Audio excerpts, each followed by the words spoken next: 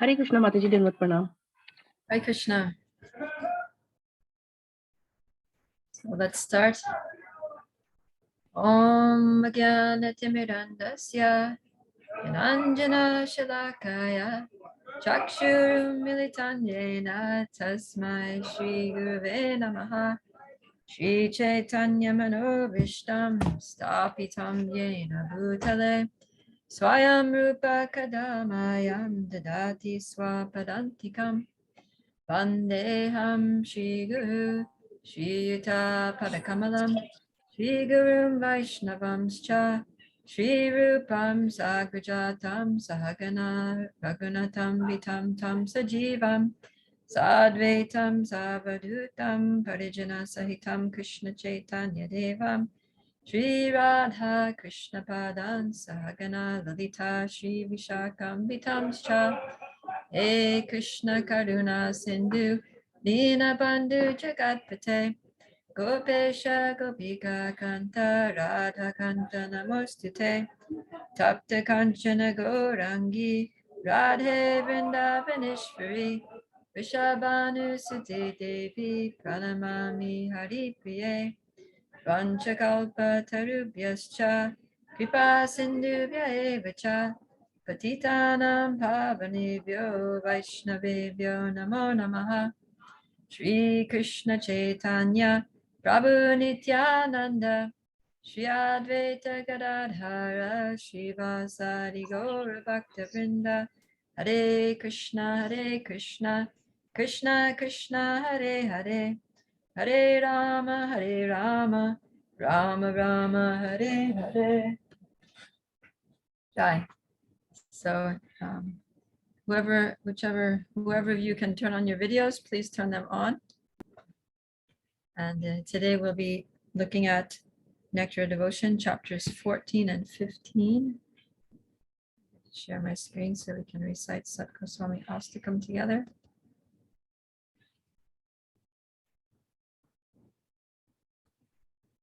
Nana Shastra Vicharanaika Nipuno Sadharma Samstapako Lokanam Hitakarino Tribhuvane Manyo Sharanyakaro Radha Krishna Padaravinda Bhajana Nandena Mataliko Vande Rupa Sanatana Raghuyuga Shri Jiva Gopalako. Someone please read the translation. I offer my respectful obeisances unto the 6 Goswamis, namely Shri Rupa Goswami, Sanatan Goswami, Shri Raghunath Bhatt Goswami, Shri Raghunath Das Goswami, Shri Jeev Goswami, and Shri Gopal Bhatt Goswami, who are very expert in scrutinizingly studying all the revealed scriptures with the aim of establishing eternal religious principles for the benefit of all human beings. Thus, they are honored all over the 3 worlds, and they are worth taking shelter of because they are absorbed in the mood of gopis and are engaged in the transcendental loving service of Radha and Krishna. Hare Krishna. Thank you. So starting from today's class onward, we're going to be getting a little more clarity on what this means about the last part, absorbed in the mood of the gopis, because we're going to be entering into today we'll be looking at chapter 14 is Devotional Qualifications, and then we'll be moving into chapter 15, which is Raganuga Sadhana Bhakti. Right. And we have a verse. Ata Shri Krishna Namadi Nabhavad Graham Indriyai Sevan Mukhe Jivado Swayam Eva Spuratyada. Translation. Because Krishna's form, qualities, pastimes, etc. are all on the absolute platform, material senses cannot therefore appreciate them. When a conditioned soul is awakened to Krishna consciousness and renders service by using his tongue to chant the Lord's holy name and taste the remnants of the Lord's food, the tongue is purified, and one gradually comes to understand who Krishna really is. Hare Krishna. Right. Thank you. So yes, so these later chapters of the Nectar of Devotion, they very quickly accelerate into these very high levels of devotional service, which are more or less incomprehensible to us, and definitely cannot be appreciated by material senses, material mind, or material intelligence. So we really need to now at least try to theoretically understand the concepts, and then very enthusiastically engage our tongues in chanting the Lord's holy name and tasting Mahaprasadam of the Lord, so that we can understand these things and ultimately understand Krishna. Okay, so chapter 14 is called Devotional Qualifications, and it discusses the relation of other spiritual practices. So this is mixed up. Other spiritual practices to devotional service. Are they bhakti? Are they a support for bhakti, or are they harmful to bhakti? I had asked you in preparation of this class to write a one-sentence summary of chapter 14. So can whoever did that, and hopefully all of you did it, can you just post it in the chat? Just copy paste it into the chat, and then I can see, and you can all see each other's. So send it not just to me, send it to everyone.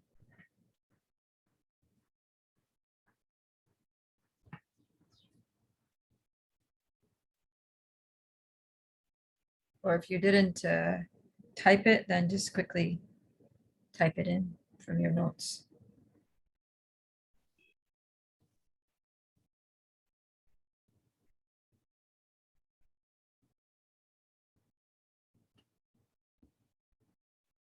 All right, devotional service of any kind is the only means to progress in Krishna consciousness. So it has to be devotional service. That's Priya Satyabhama's understanding of this chapter. Anyone else? Thank you for that. Okay, devotional service is the only means to understand the Supreme Personality of Godhead. That sounds very similar. So it looks like there's some agreement there. The secrets to devotional service. All right. Any others? The secret to devotional service is using everything in Krishna's service. Okay, good.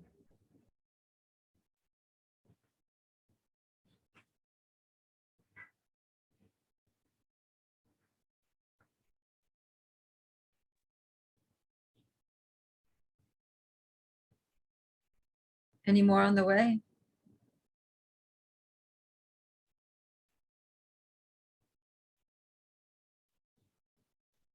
Okay, anyways, this gives a good indication of what we're going to talk about. The means to understanding Krishna, the means to progressing in Krishna consciousness, and then how to do everything in relation to Krishna. If anyone else has, you can post it and we'll see it as we go along. But let's get back to our PowerPoint here. Okay. So, yeah.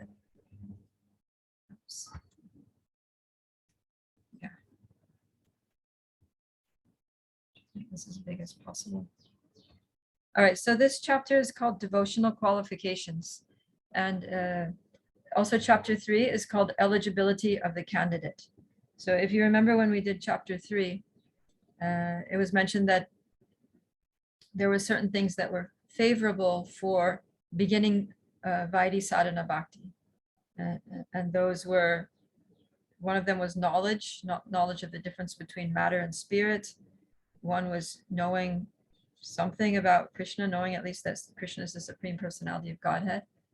And then there are other ones, right, like piety and so forth. So yeah, and in Bhagavad Gita, so this chapter is particularly, the main thing that it's focusing on is jnana, knowledge, and Viragya, detachment, and whether those are bhakti or supportive to bhakti, whether they're required for bhakti or whether they're harmful to bhakti. So this is mainly an analysis of those two things, which are typically thought of as being extremely important in spiritual life. Okay, and even Krishna says in the Bhagavad Gita that out of all the people that approach him, the Jnani is the most dear. But Rupa Goswami here is saying that yes, Gyan is important and Gyan is a good qualification, and also Viragya, but only for the beginning, only for entering into Bhakti. So in chapter 3, what we were looking at was eligibility for beginning Vaidhi Sadhana Bhakti. So in that case, Gyan was something that was made one highly eligible to enter into Bhakti. So it's very useful in the beginning, but still it's not Bhakti. So we're going to look at that here. And particularly this Gyan, we're not talking about Gyan, knowledge of Krishna. We're not talking about the knowledge of Srimad Bhagavatam, Bhagavad Gita, but we're talking about Brahma Gyan, or just this basic difference between matter and spirit, Aham Brahmasmi kind of knowledge, which helps one with Vairagya. Because if you know that you're spirit and not matter, then it helps you to be detached from matter, because at least you have an intellectual understanding that I'm not matter, I have nothing to do with matter, this is all temporary, and it's nothing to do with me. So you can be detached. So that's helpful in the beginning, but it's not Bhakti. That's Rupa Goswami's conclusion. So here, sadhana bhakti awakens love of Godhead by fixing one's mind on Krishna. So all these processes, these 64 items that we've been talking about, they're all with the objective of fixing one's mind on Krishna. And every single one of those items is in relation to Krishna. Most of them are related to the deity of Krishna. So taking the Chanamrita, the water that washed Krishna's feet, accepting garlands, singing kirtan for Krishna, right? It's like they're all directly related to Krishna, to bring our minds to Krishna. But knowledge of the difference between matter and spirit are not necessarily going to fix the mind on Krishna. And Vairagya, or detachment from material things, is also not necessarily going to fix one's mind on Krishna. So therefore, they're not practices of pure devotion, because pure devotional service means anukulyena Krishna anu. So it's like Krishna, it's about Krishna. It has to be directly connected to Krishna. Yeah, that's what we were talking about. So Gyan, the focus is on discrimination between matter and spirit. Vairagya, the mind is fixated on the object to be rejected.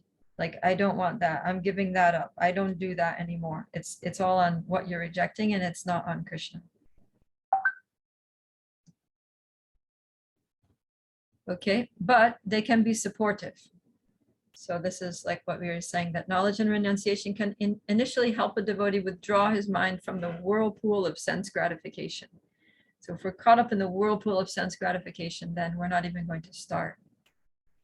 So, and also, even after we start, we shouldn't be caught up in the whirlpool of sense gratification. But the thing is that after you've started, you don't need knowledge and Vairagya separately from bhakti. We'll talk about that. So they're not integral aspects of pure devotional service. Okay. So yeah, Srila Prabhupada writes in this chapter that knowledge and renunciation are not favorable for entering into the transcendental loving service of the Lord. So I've mentioned some general ways that they don't necessarily fix the mind on Krishna, but what are some more specific ways that they can actually be harmful to bhakti? It makes our heart very hard. Okay, Prabhupada mentions that, right? That they can make the heart hard, especially the Viragya, right? Because you're basically blocking your heart from certain things, people, situations. You just totally close off your life to some things. Okay, what else? There's a few ways. From my own thinking, I feel Mataji, your internet connection got bad. Can't hear you. More, I'm getting the English word for am I audible, Mataji? No, your voice is very distorted.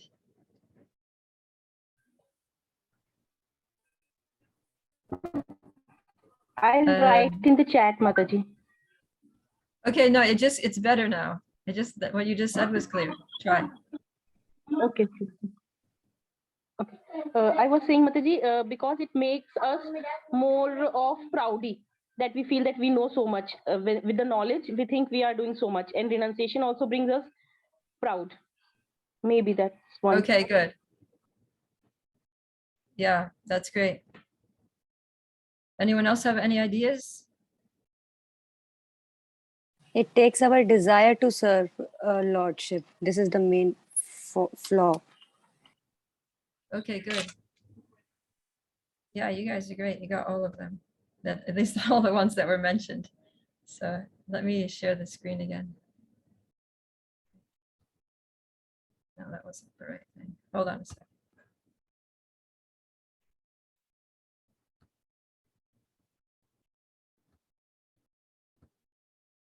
Okay, here we are.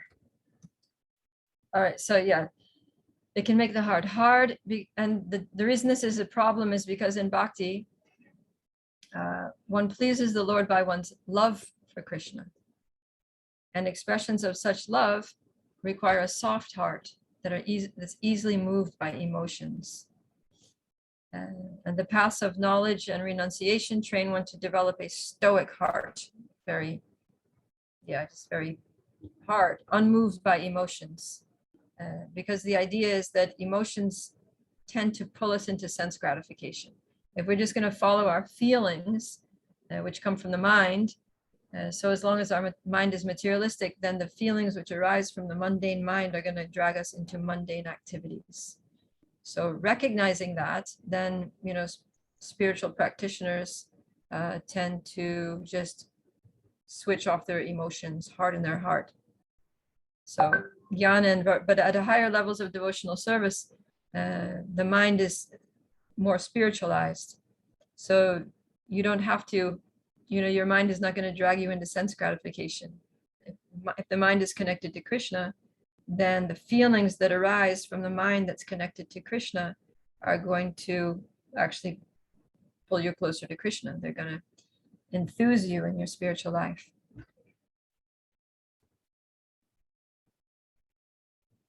Okay, so knowledge and detachment can also harm bhakti by making us easily commit offenses. So this is one of the things that was mentioned, that you become proud, that I'm so knowledgeable, I'm such a scholar. And these devotees are just sentimentalists. Or I'm so renounced, look at my Viragya. On the other hand, see these devotees, how they're, just indulging in sense gratification, eating so much at the Sunday feast. So if we start to find faults in others based on our so-called knowledge and renunciation, then we can commit offenses, and that can really destroy our bhakti. And then also, as was mentioned, is that it blocks our opportunity for service, because that pride again, right, that you think, oh, I'm a great scholar, how can you possibly ask me to do this menial service of cutting vegetables or cleaning the floor or something like that. Or that I'm a renunciant, I don't do this, I don't do that, I don't go here, I don't go there. How can you ask me to go on Harinam in this city full of, all kinds of sinful activities? And because sometimes devotees, like in the West, the place where the people are is a place where there's bars, nightclubs, restaurants. So that's where we go for Harinam. But, it's not the place for one of these Vairagis, because you see all kinds of things down there. But for a devotee, it's okay, because you're so connected with Krishna, and you're just seeing these as Krishna's souls who have fallen to the material world, and we're trying to wake them up. The devotee can go anywhere. And then in any case, devotees don't need to cultivate jnana and vairagya separately, because as we see in the beginning of the Bhagavatam, that Vasudeve Bhagavati Bhakti Yoga Prayojitaha Janayatyashu Vairagyam Jnanam Chayad Ahaitukam. So jnana and vairagya, they both come automatically for a devotee. By rendering devotional service under the personality of Godhead, Sri Krishna, one immediately acquires causeless knowledge and detachment from the world. So causeless means you didn't even study and you didn't even try to be detached, but all of a sudden just there you are. You're not attracted to going into those, eating at those restaurants anymore. You're not attracted to going out and dancing at a nightclub anymore, even if that was your favorite thing to do on a Saturday night. It's like, you're wondering, how could I ever have enjoyed that? You know, just the taste goes away very quickly. Would someone like to read the purport here for this verse? By entering. Srila Prabhupada writes in his purport, those who will consider devotional service to the Supreme Lord Sri Krishna to be something like material emotional affairs may argue that in the revealed scriptures, sacrifice, charity, austerity, knowledge, mystic powers, and similar other processes of transcendental realization are recommended. According to them, bhakti or devotional service of the Lord is meant for those who cannot perform the high-grade activities. But the other high-grade activities designated as sacrifice, charity, austerity, etc. are all corollary factors following the pure and scientific bhakti cult. In conclusion, one who is a pure devotee has all the other good qualities, namely knowledge, detachment, etc. But who has only knowledge or detachment is not necessarily well acquainted with the principle of the bhakti cult. Yeah, this purport perfectly supports what is here and what Rupa Goswami is saying in Bhakti Rasamrita Sindhu, what Srila Prabhupada is reiterating here in Nectar of Devotion in his own words, that these things are, we don't need to cultivate them separately, they come automatically. Okay, so the question could arise that will knowledge that arises from bhakti also harm bhakti?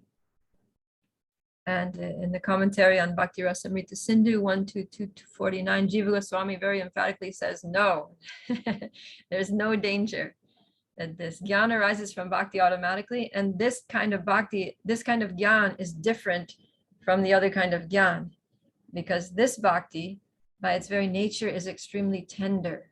It doesn't harden the heart, because it consists solely of thinking of the Lord's sweet form, qualities, and pastimes. And because Krishna is so sweet and tender and loving and soft-hearted and compassionate, then the gyan that arises from Krishna bhakti has all these qualities too, which don't make the heart hard, but actually soften the heart more and more. Therefore, the conclusion is that bhakti should be performed with the desire to make the heart melt in relation to the Lord.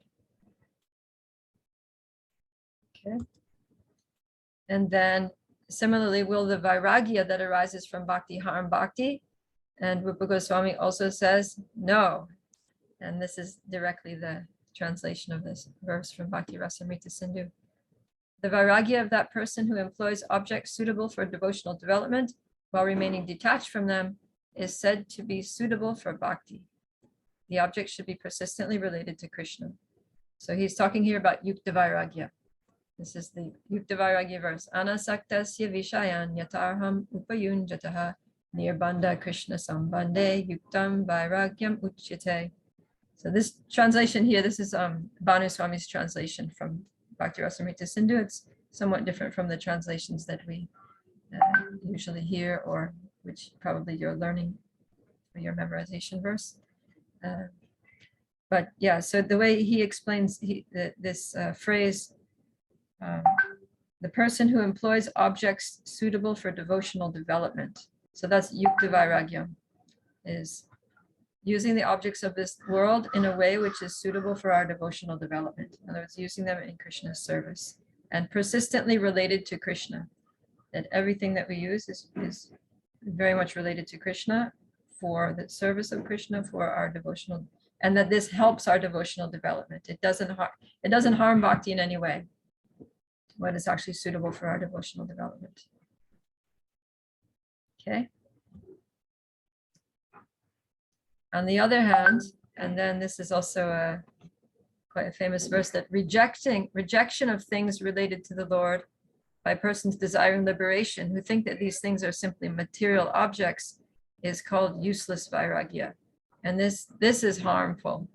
So we need to understand what renunciation is and what false renunciation is. So this the correct renunciation is Yuktobairagya, using everything in Krishna's service, and that's favorable for our devotional service. But renunciation which rejects things as material things that can be used in Krishna's service, but we don't use them, then that is actually can be offensive. For example, if you're rejecting the Mahaprasadam of the Lord because you want to be austere or you're only eating simply. So no, I won't take that. That's too indulgent, too opulent for me. I'm just going to eat very simple. I mean, if you're doing that for health, that's another thing. But on the principle of renunciation, if you reject the prasadam because you're so renounced that you don't eat opulent food, then that's offensive to Krishna.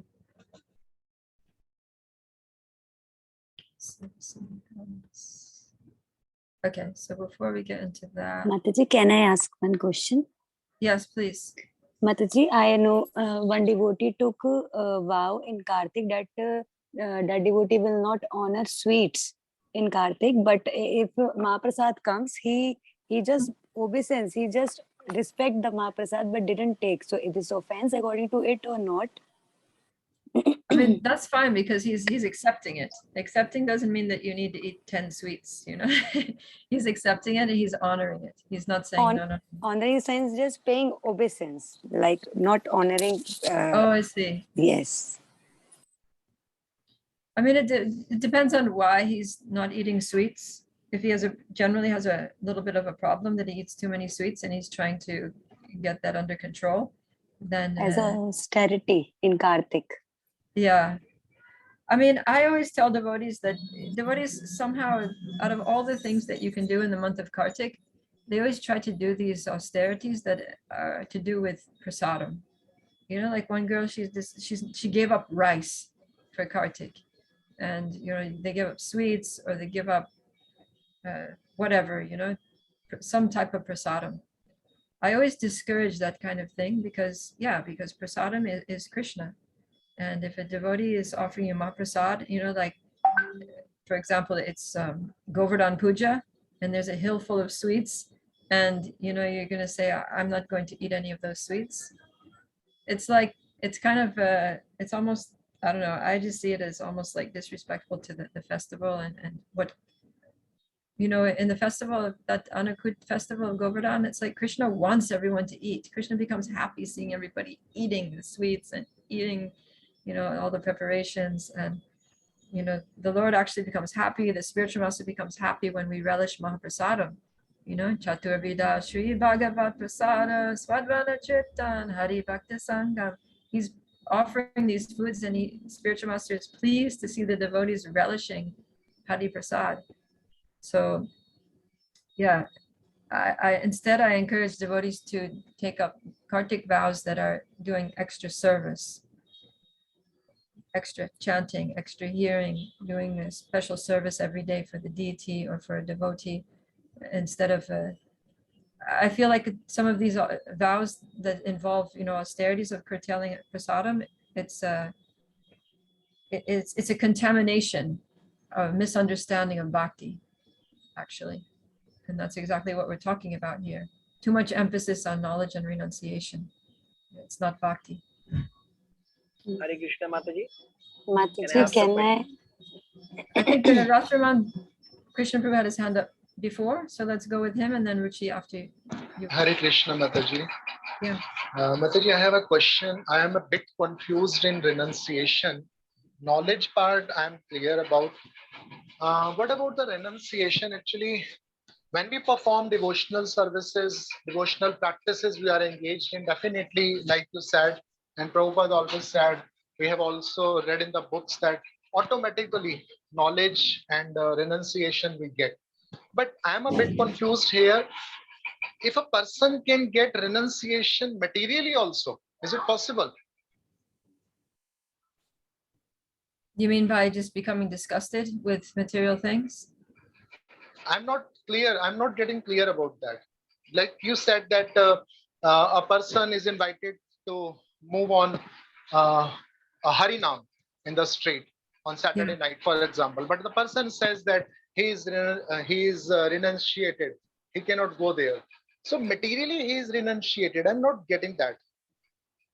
How can one get material renunciation? Materially, basically. I'm not getting out of devotional practices. It's okay. I'm getting. One can get automatically. But materially, how can get renunciation done? Oh, so in that case, the person is just, they're just restraining the senses from the sense objects more in a mechanical way. And that's why he can't go on Harinam, because he's not actually renounced. He's still attached. So he's going to be disturbed if he sees those things.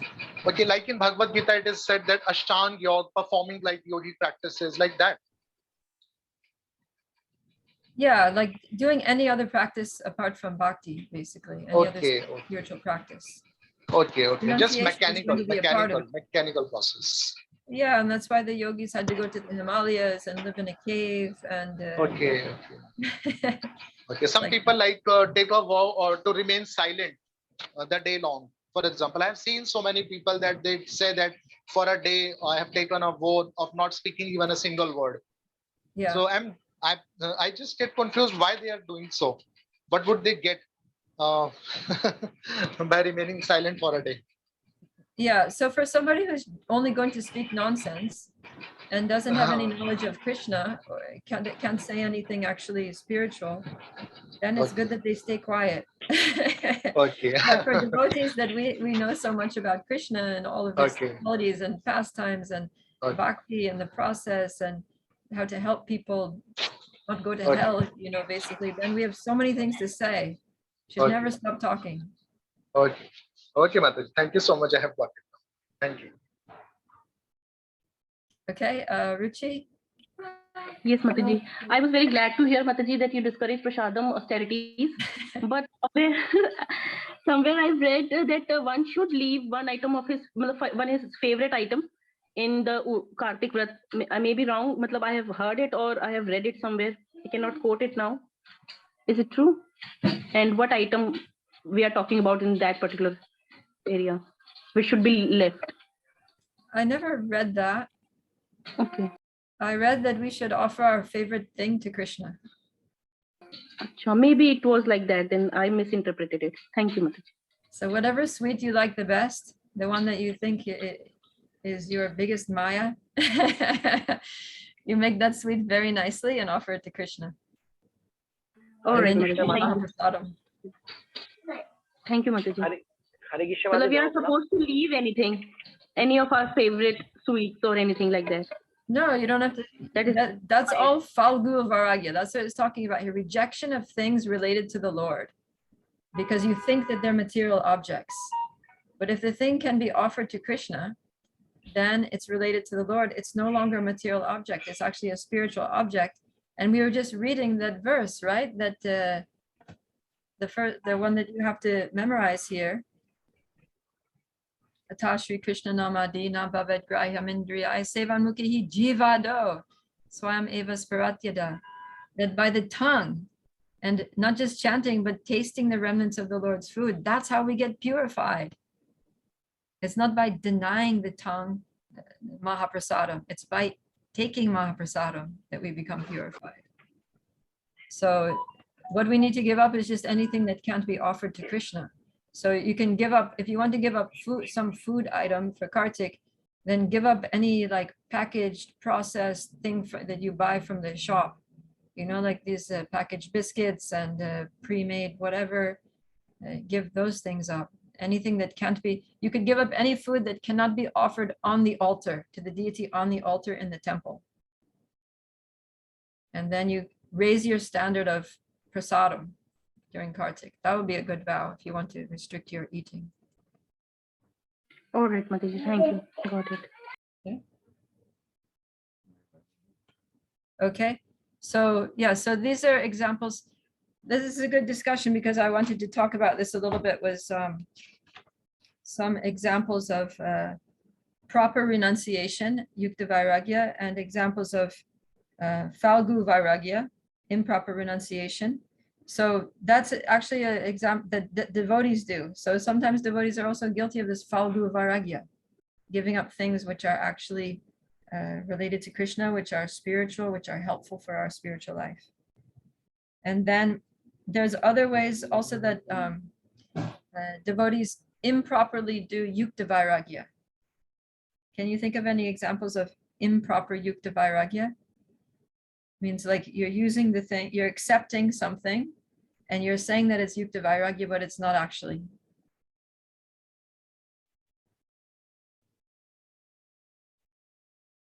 I see some hands up, but these are up previously. Can anyone? Accepting prasadam only once a day. That's also Falgu Viragya. Giving up things that are favorable for your spiritual life. But Mataji, we see many people, many devotees doing these things in during Kartik. Eating only once or before sunset only. That is too good, before eating sunset, but eating only once or leaving the sweets. That is very prevalent. So we feel, we follow what we see, what the devotee is doing. So I feel that is okay, fine, because sometimes we lack in our own reading. No? So that's why we sometimes only observe people, what they are doing, other devotees, and then we start following it. Yeah, if we're going to follow the general masses, then Lord knows where we're going to end up.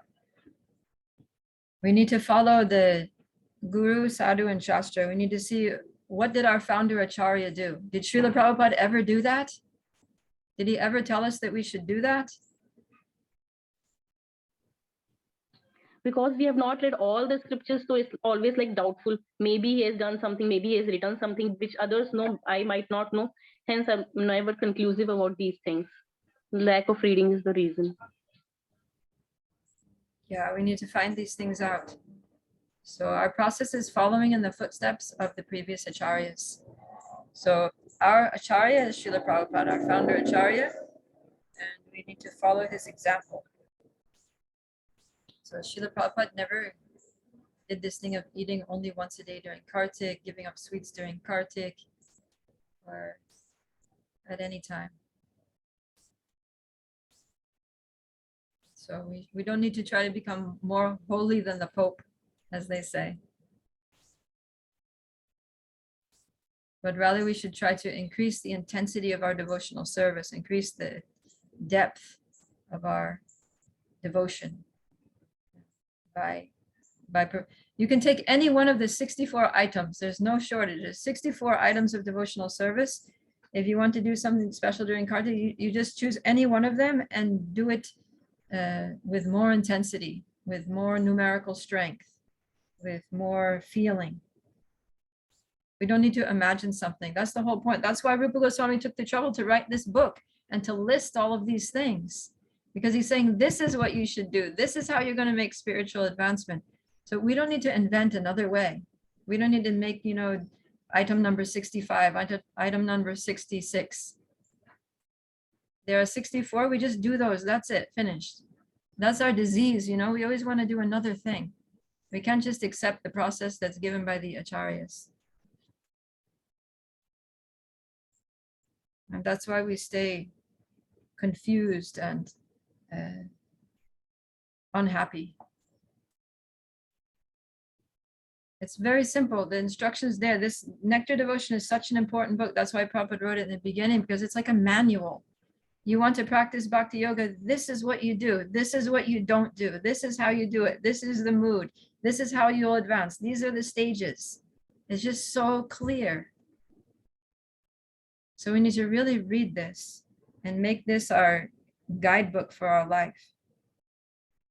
And then we don't need, and then we won't need to ask, what about this? What about that? Can I do this? It's all very clear. But somewhere I have read that we should decrease the demands of the body. That could be one of the reasons they start eating less, because we should decrease the demands of the body, and it is eating is one of the body's demand. Less eating means less sleeping, less efforts. Otherwise, yeah. So we shouldn't overeat. If you're overeating, then eat less. But you don't need to. There's no need to reject any particular type of prasadam or like that. We need to eat. Prabhupada said, eat what you can digest. We need to be moderate in our eating, sleeping, recreation, and work. Everything needs to be balanced. So that's just a healthy life. We're not talking about bhakti. We're just talking about a healthy life. Okay. Rasraman Krishna Prabhu, do you have another question or comment there? No, Mataji, sorry, I just forgot to lower my hand. Okay, thank you. And Rukmini, Hari Sevani? Mataji, I want to say something which is making me so much depressed from last 1 month. One of my friend, she is in dressmaking department in temple. She serves there, and I love to have honor Mahaprasad. I really love to have. So she said me once, just I think 25 days or a month ago, that she has seen devotees preparing prasadam while playing video games.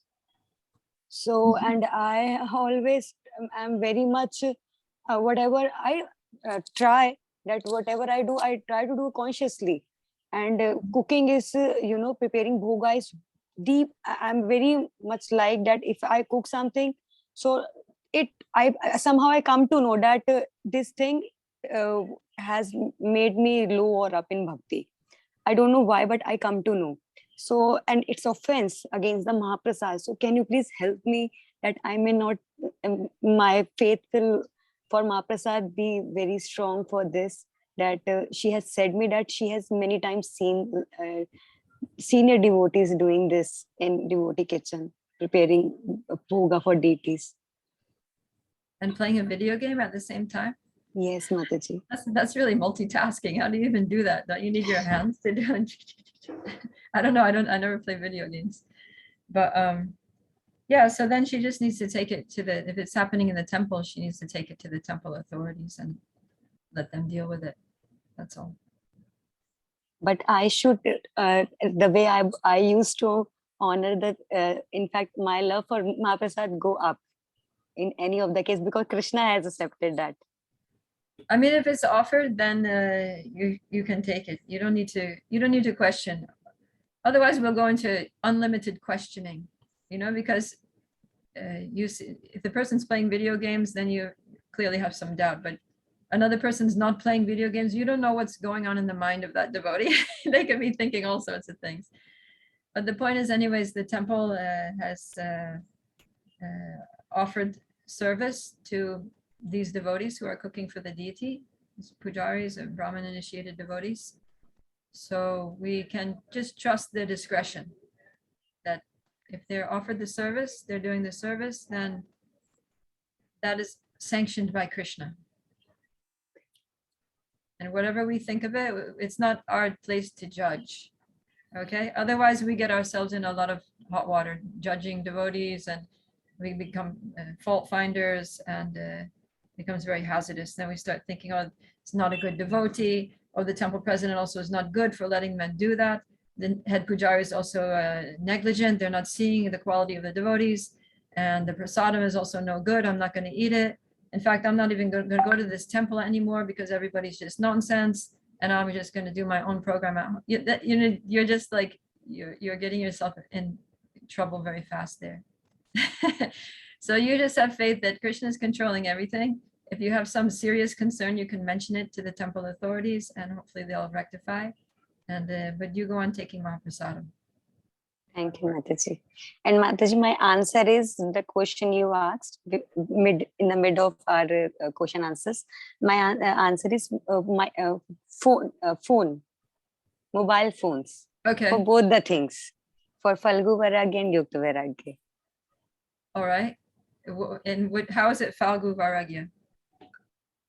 I may say that I'm Yuktobairagya. Yes, I use my phone, anything for Krishna. If I'm watching any YouTube video, I'm hearing kirtans, hearing lectures, anything I'm doing, that is Yuktobairagya. But Right. if like some ad may come in between, and if I don't skip that ad and I started watching, so it's a Falgu Viragya. Instead of I wanted to watch, I wanted to hear the lecture, but now I'm interested in watching 5 minutes ad, 5 seconds ad. Like this. No, Falgu, that's not Falgu Viragya. Falgu Viragya is this phone is material. I won't have a mobile phone. I don't have any mobile phone because it's a material thing and it's not favorable for it's not a. spiritual. Okay. So you just Thank totally you. reject the mobile phone. I refuse to Oh. have a mobile phone. Devotees, but we need to call you. No, I will not have a mobile phone is Maya. Hmm. But Mataji, in the beginning, I have seen my brother also that when he went for training in the temple, so they took their smartphones and they gave them small buttons phone in which they can make only calls and can receive the call. And after so many years also, he was not allowed to use smartphone in the, and they till now temple authorities has not recommended him to have laptop even.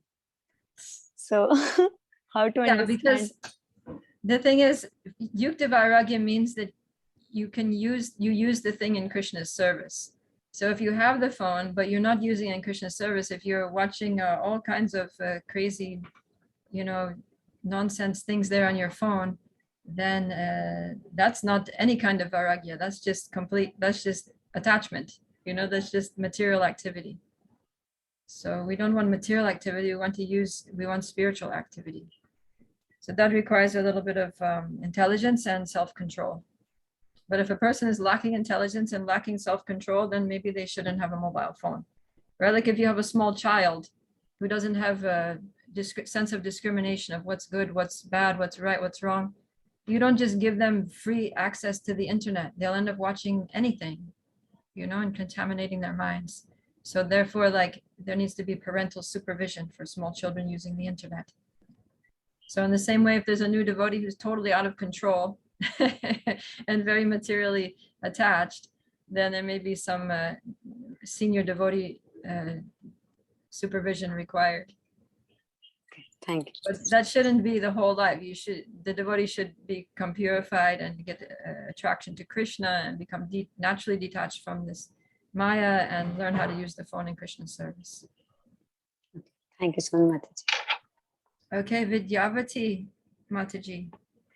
Hare Krishna, Mataji. Mataji just asked for an example for how we violate the Yuktobairagya principle. So just wanted to share for that Yeah. like Rukmani Mataji said that we get indulged into social media preaching nowadays on Facebook and Instagram and other social media handles.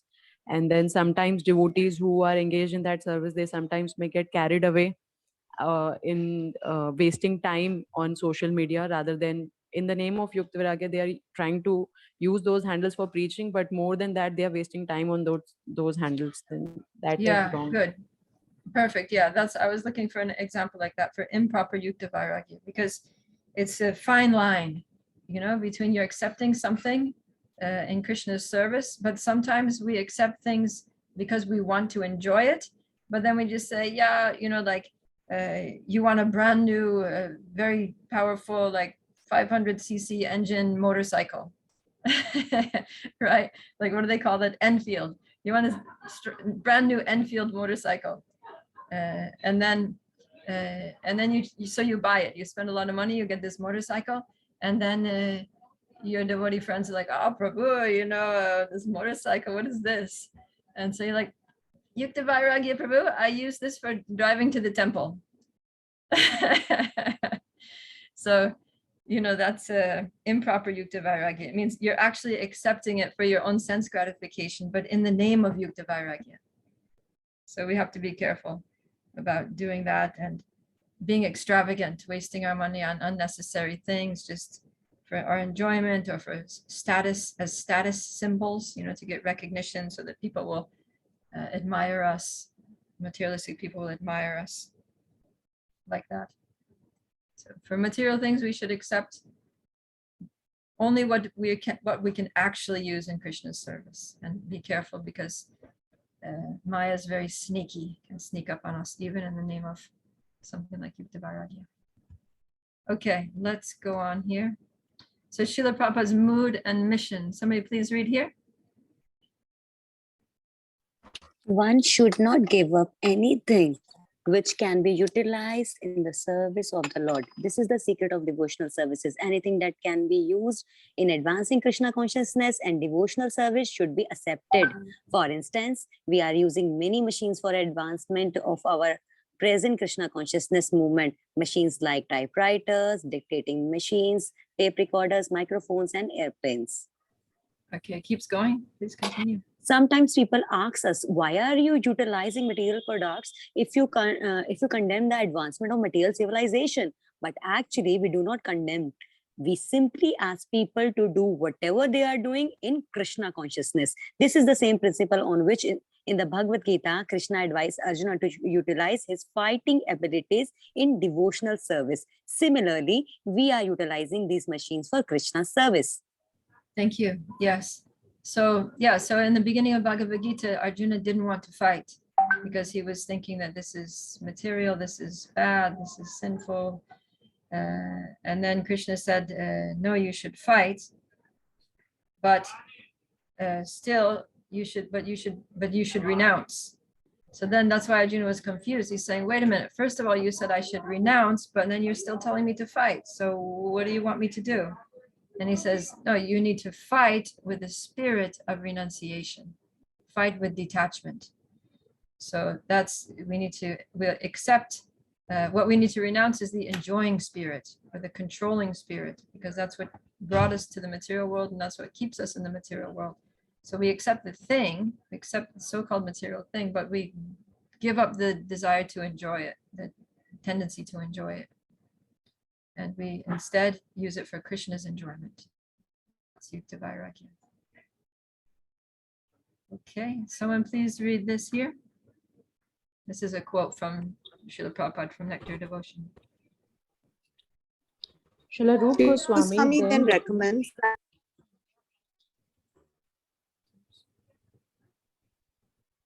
One of you. Srila Rupa Goswami then recommends that one should not be attached to material sense enjoyment, but should accept everything enjoyed which is in relationship to Krishna. For example, is necessary, and one wants some passions to satisfy his sense of taste. So in that case, for the satisfaction of rather than the satisfaction to make it an object. Your voice is really breaking up. Maybe someone else can take over from the middle of this. Then it is renunciation. Let the palatable dishes be prepared, but unless they are offered to Krishna, one should not accept them for eating. This vow of rejecting anything which is not offered to Krishna is actually renunciation. And by such renunciation, one is able to satisfy the demands of the senses because the focus is on Krishna. One is not led into sense gratification. All right. Yeah. So when we accept enjoyable objects in the service of Krishna, then it's not sense gratification, although it feels like sense gratification, but it's not actually sense gratification because we're honoring prasadam, we're engaging things in Krishna's service. So it doesn't degrade us, it doesn't lead us into Maya. All right. So that was the discussion on knowledge. Yes? Hare Krishna. Mataji, I had a doubt. Sure. Mataji, but if somebody has the tendency to just honor only the most palatable, like something which he or she likes and is not happy with everything that is coming to her plate and is excited to get something which is only suitable for his or her tongue. So even if they are honoring prasadam, there is always a tendency to gratify senses because of the lower nature of the living entity. Well, the thing is, we are individuals. So, some people like some kinds of prasadam, other people like other types of prasadam. Srila Prabhupada said that you should eat according to your own taste and dress according to the taste of others. So, yeah, it's only natural that people like to eat certain things and there's no problem with them eating the things that they like. We are persons. This is a personal movement. To say that everybody needs to eat everything and don't think about it, that's a kind of impersonalism. Even Krishna, the way he deals with his devotees is according to that devotee's taste. And when Srila Prabhupada came to America, the devotees were offering him all kinds of Western cakes and pies and things. And then Srila Prabhupada said, this is very nice, but where is rasagula? Where is gulab jamun? Right? Srila Prabhupada had taste for Indian sweets because he grew up in India. So then he taught the devotees how to make those sweets, and they started to make those sweets, and Prabhupada was very happy.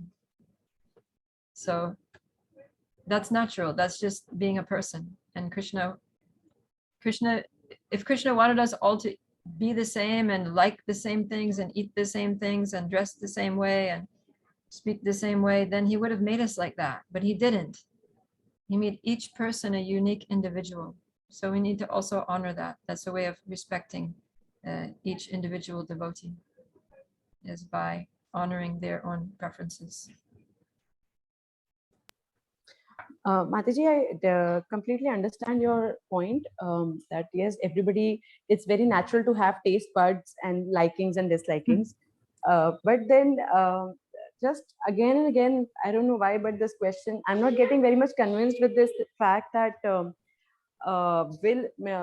a person, a devotee who is not just, like you said, that no need to reject their favorite food items, but without any kind of practice of sense control over the things we eat or over the things we wear. If somebody is offering the dresses to Krishna, Radharani Krishna, and then wearing it as Mahaprasad or something, then one can wear anything, one can eat anything till any limit. There is no, there should be no consideration for any kind of No, I didn't say about wearing clothes. I said eating. I said that whatever is offerable to Krishna, we should offer, and then you eat that.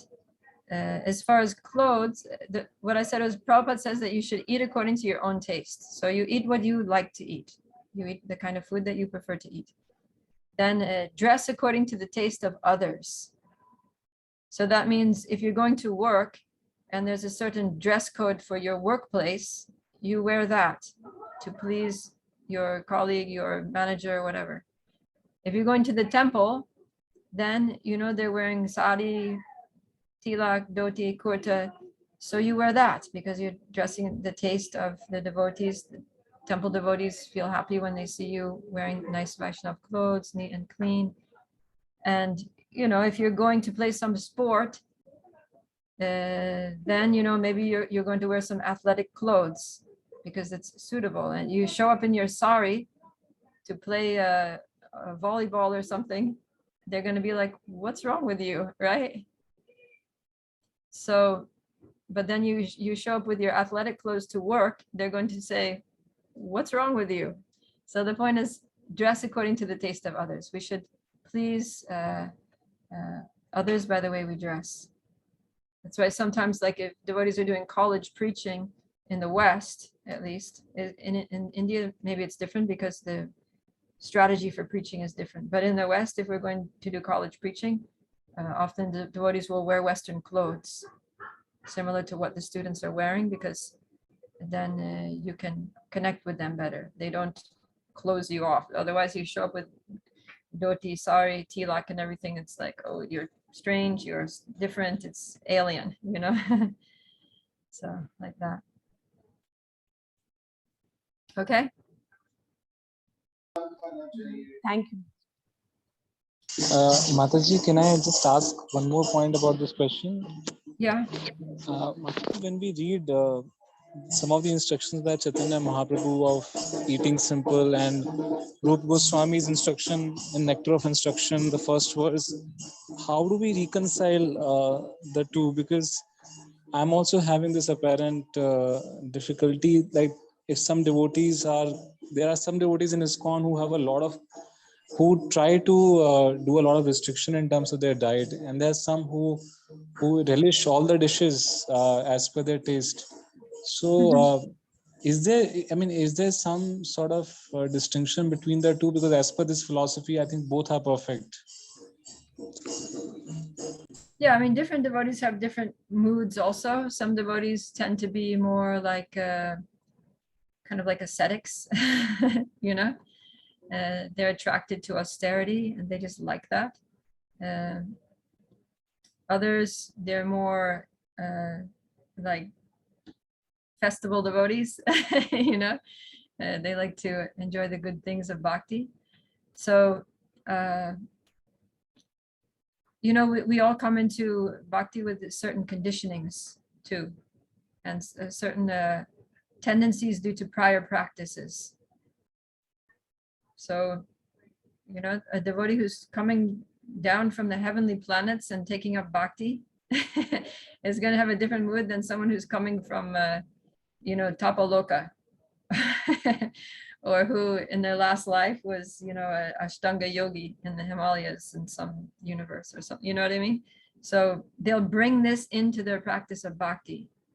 And it's okay as long as it's not contradictory to bhakti, as long as it doesn't make the person hard-hearted, or as long as it's not improper Yuktobairagya, then there's no harm either way. And that's just a part of each individual trying to dovetail their own nature into the service of Krishna. So we can't say that one is right, one is wrong, as long as their goal is pure devotional service, and they're just using their whatever propensities they have in Krishna's service, then we can't criticize either way. Just like some devotees are more liberal, some devotees are more conservative. It's all good. Everyone's serving Krishna. It's not that one is right, one is wrong. Just different devotees have different moods, and that also comes down to our taste, being persons, being individual persons, not being impersonal, that everyone has to do everything the same way. Thank you, Mataji. Thank you so much. Okay, Priya Satyabhama, and then we have to move on because we have another chapter to do. Hare Krishna Mataji, I just have a little incident to share here. It was shared by one of my god brothers. So there was this one Mataji who used to cook for Prabhupada in Mayapur. And after Prabhupada had his lunch, there used to be huge queue of devotees outside his room to take Mahaprasadam. And as soon as the plate used to come outside, everybody used to, start fighting. I want this, give me that pastry, give me that sabji, give me that chapati. And, this used to go on for days and days and days. And then Mataji, complained to Prabhupada. She literally, I forget the name of Mataji. She's a Prabhupada disciple, of course. And she complained, and Prabhupada said, it's okay, you come to me tomorrow, get me my plates, and I'll see what I have to do with it. And, next day Mataji does as Prabhupada tells her, and, Prabhupada finishes his prasadam, and then he mixes it all up. Everything. And then he calls up Mataji, and Prabhupada says, mix it all up. She says, okay. He says, need it. She says, need it? Prabhupada said, yes, need it. And, he asks her to knead it like a dough. And then he asks Mataji to distribute that dough into small little laddus. And then, Prabhupada is done, and Prabhupada says, you go take this Mahaprasadam plate outside and let's see what happens. Mataji takes that plate outside, and, the huge queue of devotees waiting for prasadam, and, they're like, this is who we're going to get today? And she distributes. So, the following day, less number of devotees. Then the next day, all the more less, and, day by day, the number was dwindling. And then finally, Mataji had all the prasadam to herself because there were no takers. And Mataji said, I relished that prasadam to the last morsel that was left in the plate. She was so happy. So I think until to this date, Mataji, Mayapur prasadam, if you go and take Rajbhog in a queue, it's all mixed up, and you get little, laddus of little khichdi of everything mixed up together. So it followed to this day. So I think by this, maybe, we can understand what mood Prabhupada was exactly in when it came to honoring prasadam. Yeah, we don't take Mahaprasadam for the purpose of sense gratification. It doesn't mean that you can't take Mahaprasadam according to your taste. It doesn't mean that you have to mix it up, or that you should eat things that you don't like just to make sure you're honoring it. But yeah. But the amazing thing is that even when they mix the prasadam up like that, it still tastes amazing. Even if you get a piece of karela with your halava, it's still amazing. It does, Mataji. It does. We've stayed in Mayapur for a while, and we just run for the prasadam, and we just stand in the queue and happy to have anything that comes. Okay, so let's go on here. So now Rupa Goswami also brings up a few other a few other items which are not included as angas of bhakti. So we concluded that knowledge, gyan, and viragya are not angas of bhakti. And a couple of other things here that are not angas of bhakti are acceptance of wealth and followers, because they can also harm your bhakti, that you become complacent, right? That if you have a lot of wealth, you might think, well, I give a big donation to the temple, now I don't need to do service, I give money. So Rupa Goswami points out that actually you're giving the donation for a project or for the temple was service, that was good, you get the credit for that. But what the devotees do with the money, you don't get the credit for that. And similarly with followers, if you have a lot of followers and then you think, I don't need to do any service because my followers are doing so much on my behalf, that's also false. So you get the credit for making that person a devotee, but you don't get the credit for the service that devotee does. So that's one thing to keep in mind. So we shouldn't think that, yes, my money and my followers are doing so much service, so I can just sit here. That's not true. We actually need to do the service ourselves. And then good qualities like nonviolence, cleanliness, truthfulness, austerity, peacefulness, and other qualities are also not directly angas of bhakti, although they're associated with bhakti and they're supportive of bhakti. But they don't, just like knowledge, it doesn't cause direct remembrance of Krishna necessarily. Right? Prabhupada would say that even the pigeons or monkeys are vegetarians. So being vegetarian doesn't automatically make you a devotee, but devotees are automatically vegetarians. So yeah, the idea is that in any case, these qualities will automatically come by the practice of bhakti, in the same way that by practicing bhakti, you automatically get knowledge and renunciation. You automatically get all the good qualities, right? The verse from the 5th canto, Yasyasti bhaktir bhagavatya kinchana sarver gunais tatra samasate suraha arava bhaktasya kuto mahat gunan manote ne rasat mano, what is it? Mano rate nasati davato bahi. So yeah, that in one who performs pure devotional service, all the good qualities of the demigods automatically manifest. But those who don't do devotional service, who are abhaktas, no devotion, then where are the good qualities? They're simply running around on the mental platform. Okay.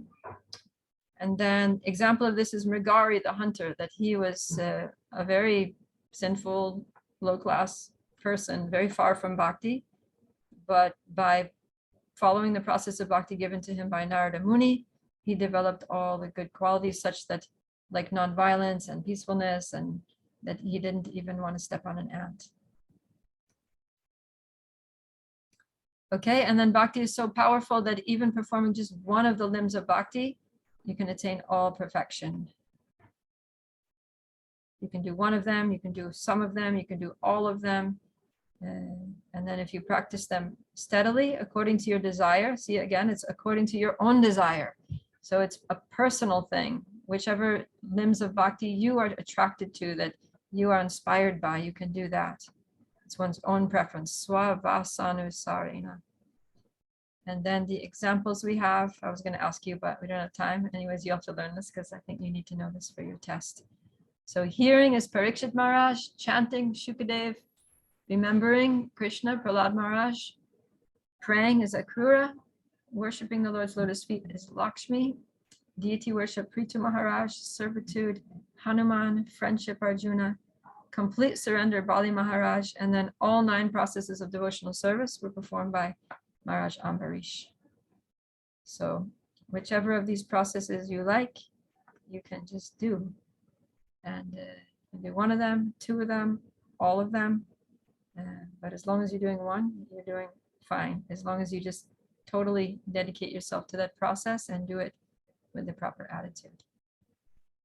Okay? So that is the end of the section on Vaidhi Sadhana Bhakti.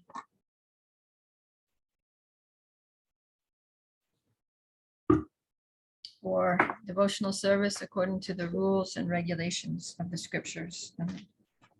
So that was a lot. That was chapters 3 to 14, basically. Okay, and now we're going to move into Raganuga sadhana. Mataji, sorry to interrupt, but I have a question. Yes, go ahead. Mataji, like you said that even one of these angas of bhakti, even one accepts, then definitely all the perfections would automatically come to the devotee. Let's take the case of a devotee who is quite expert in chanting the holy names and who is really keen to take the holy names, but he only goes for the chanting and chanting and chanting every time, never goes for hearing Srimad Bhagavatam or Bhagavad Gita, never goes to attend the classes. And but I have heard what I have heard from the seniors, chanting is also backed by hearing. So Yeah. what do you say about that? I mean, if he's actually chanting, he's not just saying, oh, I didn't come to class because I was chanting and he was like, you know, on Facebook or something. If he's actually chanting, then, you know, he understood the conclusion of the Bhagavatam. Okay. So we can think like if one is engaged in complete chanting, that he has understood the complete conclusions of the Vedas. Yeah, I mean, the Yuga Dharma for the age of Kali is Harinam Sankirtan. And we see Okay. from the life of Haridas Thakur, that's all he did. He wasn't going Okay. to Bhagavatam class. He was just chanting all day, all night, chanting. Okay. Okay. Okay. So if someone can do that, then they've finished all other activities. Okay. Okay. Passed Okay, all Mataji. other examinations. Thank you. Thank you, Mataji. Thank you. But that's a very rare soul in this age. Okay, yeah, so we can't imitate Haridas Thakur. We can't make a farce of our chanting. And Prabhupada said some people, they go to a holy place, they say they're chanting 192 rounds a day, but they're thinking only of sex life and money. So we don't want to be that person. Rukmini. Yes, Mataji. Mataji, I have the similar doubt which Prabhu asked. Mataji, I have also seen in our temple authority, they don't praise so much devotees who chant so many rounds. They always, we have seen that we should chant minimum 16 rounds of good quality rounds, and then we should serve. This is the mood of Srila Prabhupada. So how to understand, Mataji? As we are reading, you are explaining. Yes, I'm agreeing, but still, temple, there are so many services. So they don't say that. That's why Srila Prabhupada is from 64. He said 16. The rest of the time we should preach. So yeah, we can. I mean, the reason that Prabhupada reduced the number of rounds is because the devotees were not able to chant that many rounds. They couldn't control the mind that long. They were going to go crazy if they had to chant 64 rounds every day. So yeah, but it's not that we shouldn't chant 64 rounds every day, but just that most of us are not on that level. So therefore, Srila Prabhupada, he introduced so many services. And of course, it is a preaching movement and we want to spread this movement to others, but we want to teach them to chant and give them a taste for chanting. And yeah, and also this chanting many rounds is something nice for people to do at the later stages of life, you know, in old age, when the body is not so strong to do physical work and a lot of active services, then just chant. But that's everything comes from the chanting. Our problem is that we have no taste, and therefore we need to do so many other things just to stay engaged in Krishna service, stay out of Maya, basically. Mataji, but as Prabhupada said, morning program. But I have a friend, very nice friend. She has volume for chanting. She chants 64 rounds a day. She tries for this at least, and she somehow many days she does also. But she skips Mangla. She doesn't come for lecture, and service also. She doesn't want to perform many services. She skips from the service. So how to according what you have said. You said it's the line which I have caught, that that soul is very rare who has a taste for chanting. Right. So Yeah, if somebody actually has a taste for chanting and they're actually absorbed in their chanting, then we should facilitate that. But if someone is using chanting extra rounds as an excuse to get out of doing service because they're lazy, I'm just saying if, I'm not saying that person is, I'm just saying if that's the case, then they should be made to do some service. Because ultimately chanting 64 rounds only takes like 8 hours. So, you know, there's still 10 more hours in the day, at least, where you can do service, right? I mean, even I spent 1 week chanting 128 rounds every day, and I still did the whole morning program. I didn't sleep very much during that week, but yeah, I did the whole morning program from 4:30 Mangalarti to 8:30 end of Bhagavatam class, and I wouldn't eat until I had finished 64, and then I would take prasadam and then chant another 64 and go to sleep. And then wake up very early. I was waking up at around 2. I was sleeping maybe from like 10:30 to 2:30, 4 hours, and from 2:30 I would chant 16 before Mangalarti, and then that was already some start and like that. So you can chant a lot of rounds and you can still do the whole morning program, but you need to have a will. You need to have the will. You need to be willing to do so. So if the desire is there, you can accomplish a lot. If the desire is not there, then everything becomes a problem. thank you for sharing, Mataji. My doubt is clear and my respect for that devotee has increased. Thank you for you. Okay, so can we go on to Raganuga Sadhana Bhakti? Yes, Mataji, yes. All right. So Raganuga Sadhana Bhakti is chapters 15 and 16. We're going to cover 15 today. So first of all, let us define it. It means following the devotional mood of those who have Ragatmika Bhakti. So Rupa Goswami says that, so in order to understand Raganuga Bhakti, we first need to discuss Ragatmika Bhakti, because it's the practice of Raganuga Bhakti is based on understanding Ragatmika Bhakti.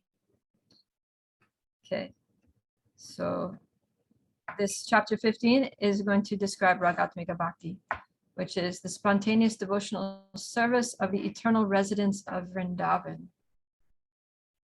So the word rag means spontaneous, deep absorption in the object of love, in this case, Krishna.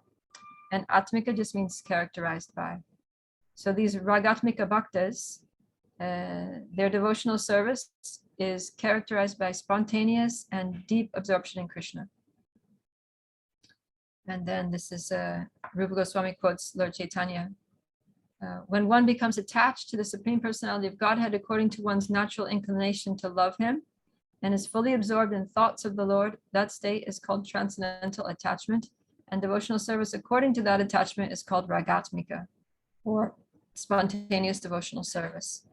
Okay, so again, this is according to one's natural inclination to love Krishna, whether one loves him as a servant, as a friend, as a child, or as a lover. And so we're talking about these Ragatmika Bhaktas. This is not us. This is the eternal associates of Krishna in Vrindavan in his pastimes. And then Raganuga Bhakti is that you follow the mood. You choose one of those Ragatmika Bhaktas, like for example, Mother Yashoda, or the gopis, or Subal Saka or something. And you like their mood, you like the way they serve Krishna, you're very attracted to that, you really relate with that. And so at an advanced level where your devotional service is not forced anymore, but it's like spontaneous, then you can cultivate, you can try to adjust your mood following in their footsteps. That's Raganuga. Okay, so devotional service and spontaneous love is vividly expressed and manifested by the inhabitants of Vrindavan.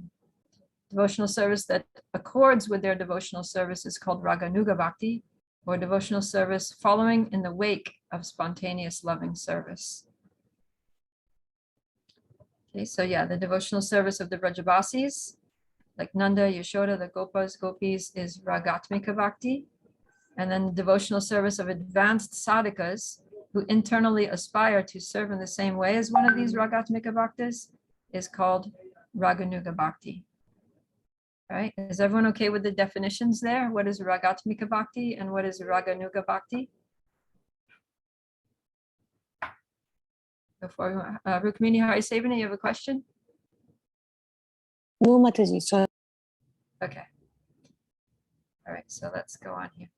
So then Rupa Goswami cites Srimad Bhagavatam 7.131, which lists 6 categories of people who are absorbed in thoughts of Krishna. Because remember, Rag Atmika means a person they're characterized by deep absorption and thought of Krishna. So then he says there are these 6 categories or 6 people who are absorbed in thoughts of Krishna, and that includes the gopis. They're absorbed in a mood of conjugal love. Kamsa was absorbed in fearfulness. Shishupal was absorbed always thinking of Krishna, but with envy. The Vrishnis or the Yadus, they're absorbed in thought of Krishna as their beloved family member. The Pandavas are absorbed in reverential affection, and Narada Muni is absorbed in Krishna through Vaidhi Sadhana Bhakti, Vaidhi Bhakti. Okay, but then out of this list, only the gopis and some of the Vrishnis are Ragatmika Bhaktas. Why do you think that is? Even though they're all deeply absorbed in thinking of Krishna.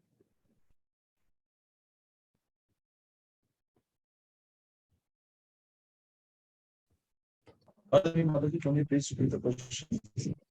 Repeat the question?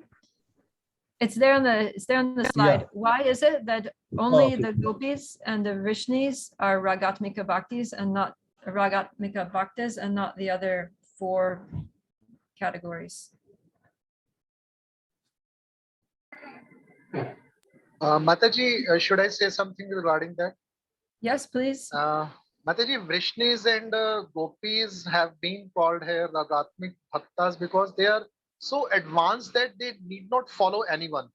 But others have to follow Gopis and Vrishnis. Vrishnis, leave aside Vrishnis, at least we all Vaishnavas in ISKCON, Gaudiya Vaishnavas, we have to follow Gopis' footsteps because our topmost target is also to get the Gopi Prem. I think so. But we can't follow the Pandavas or Narada Muni. Anyways, the question, go ahead. Okay, Mataji. You please tell. Mataji, I don't know if that makes sense. Like we have heard that Gaur Vena and Visham Vena, that because rest of the forms are in or dealing with Krishna with awe and reverence. Yeah, good. Yeah, so you're getting onto it. So the key word here, like with for example, the Pandavas, they're also pure devotees. We're not saying they're not pure devotees, but they're not Ragatmika Bhaktas because they have reverence. Their love for Krishna is mixed with reverence. And Narada Muni also, right? And then what about Kamsa and Shishupal? You want to follow in their footsteps? They are not favorable. They are not in favorable mood, Mataji. Okay, they're not favorable at all. So we know that devotional service has to be favorable. That was our definition. In Raganuga Bhakti, at least favorable situation should be there. Yeah, at least, yeah. And Okay, Mataji, and in the case of gopis love, gopis, whatever they do, they just wanted to please Krishna. Even there is an instance comes like when Narad Muni came to ask for the Vraj of gopis when Krishna had headache, they were ready to give. So gopis just wanted to please Krishna. It was just only desire of them.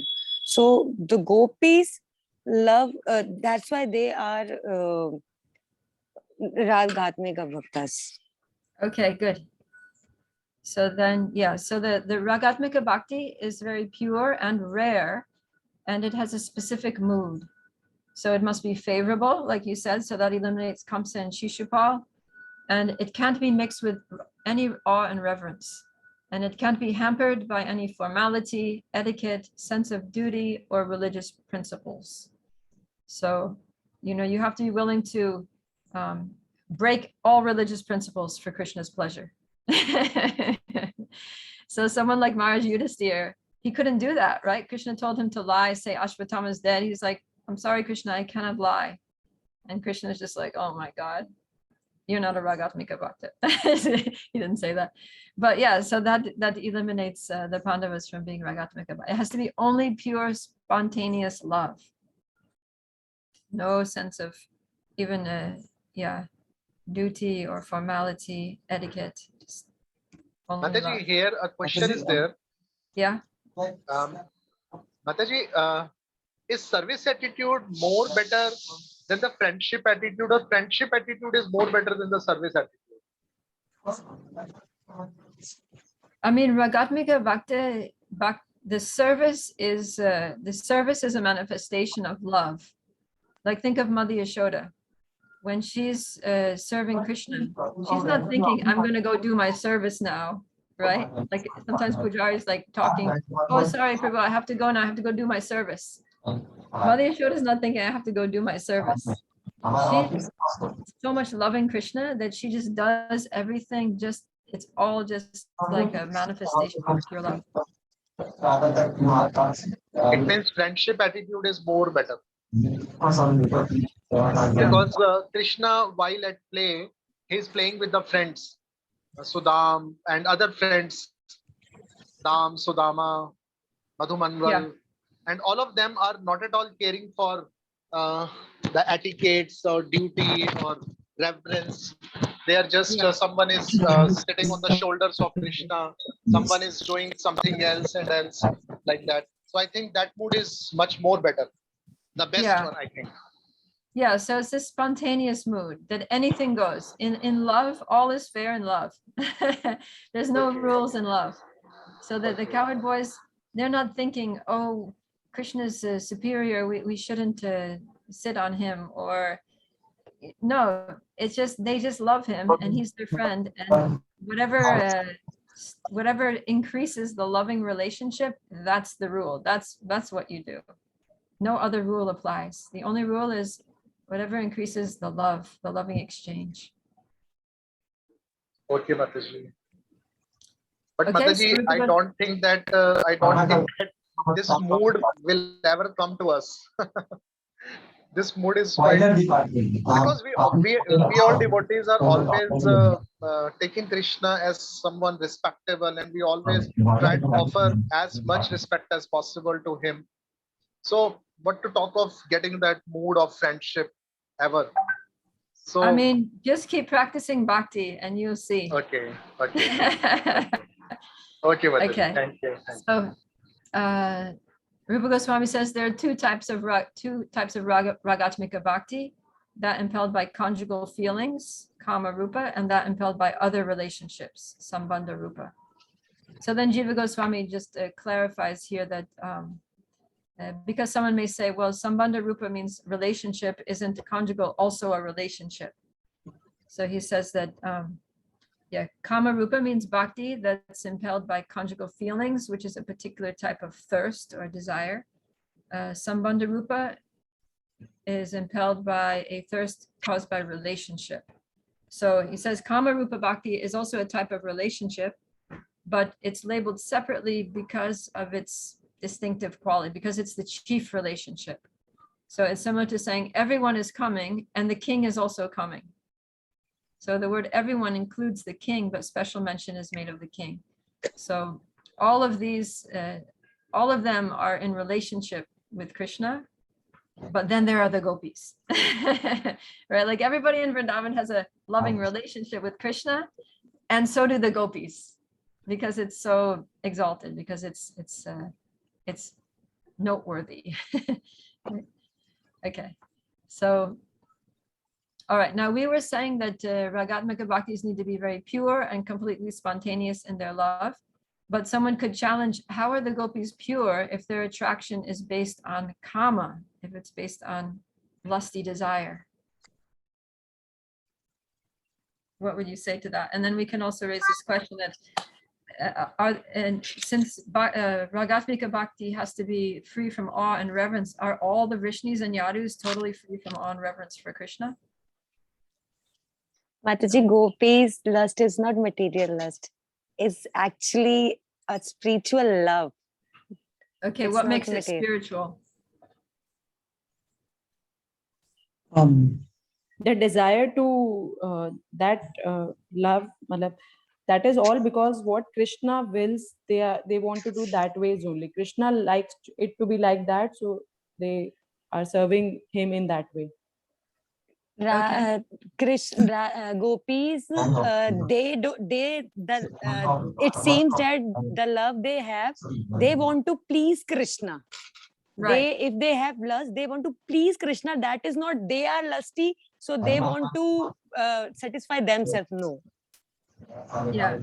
Okay. Yeah. Their whole idea is they want to please Krishna, and they know that Krishna wants that kind of relationship. And so they show up in that mood so that Krishna can enjoy that kind of relationship. Okay, good. And then how about the Yadus, the Vrishnis, Yadus are the same thing basically. So how about the Yadus? Are they all free from awe and reverence? Do they all count as Ragatmika Bhaktas? Yes, Mataji, we can say that they are free from all kind of awe and reverence because they consider Krishna to be part of their family, and like we consider our brothers, sister, cousins as part of our family only. So we are not going, we are not supposed to give reverence to any of them. So similarly, Vrishnis and Yadus are doing that. I doubt Mataji this thing because Krishna's own parents, Vasudeva and Devaki, they worshipped him with awe and reverence, and many times Krishna had to spread the Yog Maya, his Yog Maya over Devaki and Vasudeva. So I doubt that even Vasudeva and Devaki are Ragatmika Bhaktas. Okay, so you're saying there may be some exceptions. Some of the Yadus may have awe and reverence. Also, if you read the Bhagavad, I think that some of the Yadus are in Ragatmika and not everyone is in Ragatmika. In fact, I mean to say less than 50% are Ragatmika. I just give an example of the parents, because if we see, if we see Dwarka also, that Shamantaka jewel thing, many of the people there started to doubt whether Krishna only stole that Shamantaka jewel. Dwarka, that robbery of Shamantaka jewel, that Satyabhama's father. That instance, many of them, they started thinking that whether Krishna has really stolen that, necklace. Yeah. And, so that also tells that, I doubt from this instance also that all of them are in Ragatmika. I think only less than 50% of them are only in Ragatmika. Okay. Yeah, it's also described in the 10th canto about Krishna's children, that when the children would come before Krishna, they would be very silent. And I was surprised because I thought that, the children would be jumping all over Krishna. He said the children were very silent. They were observing etiquette. They were very respectful towards their father. So, yeah, some of them had this reverential mood towards Krishna, but not all of them. So let's see what we have some answers here from Rupa Goswami. So he says this about Kama Rupa Ragatmika Bhakti. That type of bhakti with full absorption in the beloved is called Kama Rupa Bhakti, which produces an intrinsic thirst for a conjugal relationship with the Lord in the Atma. It is called bhakti because in that condition there is only eagerness for giving pleasure to Krishna. So you're absolutely right. And Vishwanath Chakravarti Thakur comments that this kama, so-called kama, is actually a particular type of prema with full spontaneous absorption in the beloved object. And this has been mentioned in the definition of Ragatmika Bhakti. And the reason this kama is equated with prema is because in this thirst for enjoyment, there is complete eagerness of the gopis of Raj only for pleasing Krishna and not a thirst for their own personal enjoyment. Okay, and because it's a form of prema, persons such as Uddhava who are dear to the Lord desire that aspect of it. So this is the proof that because Uddhava aspires for it, because Lord Chaitanya glorifies it, then it can't be mundane lust. But the wise agree that the attraction to Krishna seen in Kubja is essentially actually material desire. So Kubja's attachment to Krishna is not Ragatmika Bhakti. We shouldn't follow in her footsteps. And then in relation to the Yadus, Srila Prabhupada writes that, again, Rupa Goswami analyzes the affection of the Yadus. If it is on the platform of friendship, then it is spontaneous love. But if it is on the platform of regulative principles, then it is not. And only when affection comes to the platform of spontaneous love is it counted in the category of pure devotional service or Ragatmika Bhakti. So exactly what Aradhya Gadadhar Prabhu said, that some of the Yadus are Ragatmika Bhaktas and some are not. Mataji, one question. Yeah. Actually, I had two questions. One was from one of the previous slides that Narad Muni is mentioned to be, doing Vadhi Bhakti. Yeah. So, I mean, it's just because that he is following, it's doing on the basis of rules and regulations and following all the etiquettes and on references. Is this the reason that's why, he's in Vadhi Bhakti? Yeah, because his devotional practice is governed by the rules of the scriptures. But if it's, there are many examples when, Narad Muni is the source of so many, Ragatmika Bhaktas. So It can be like that.